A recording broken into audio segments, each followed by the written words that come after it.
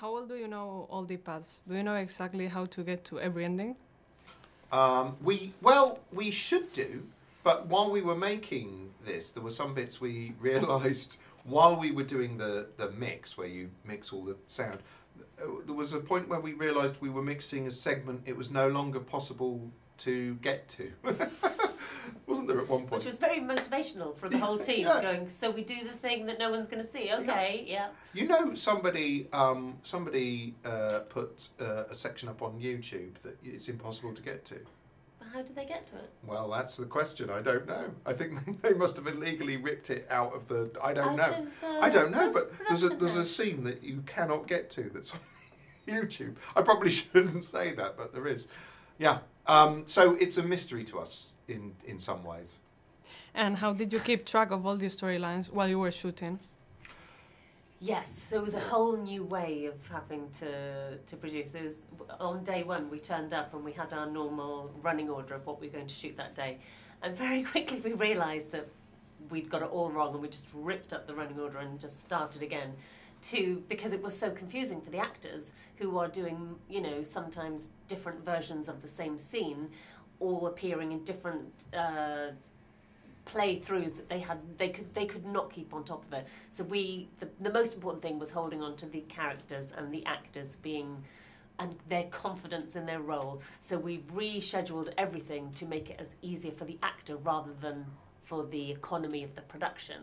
So it was a whole new way of doing it. Across every single stage of the film was new. New way of doing things. I don't know that we did. I mean, it was a real struggle to keep it all in your head. Yeah. Really. And why did you decide to include Netflix on the narrative, in the story?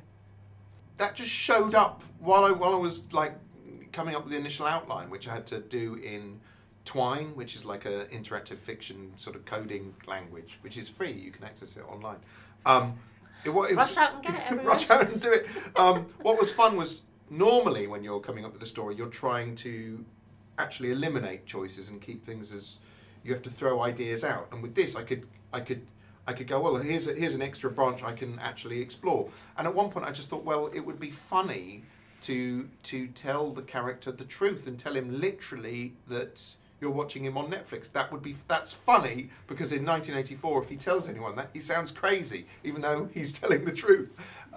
So it just came up as an idea that amused me, which is often how things end up in Black Mirror. Yeah. And originally that path was much more hidden than it was in the final thing. It was sort of almost a bonus that you could only get to by going through before. And then we opened it up a bit earlier because we wanted, because it was such a different path from the other path. It felt like a good opportunity to really give people meaningful differences in their experience. Yeah. And also, thematically, it's bringing you're stripping back another level, another layer in terms of who's in control.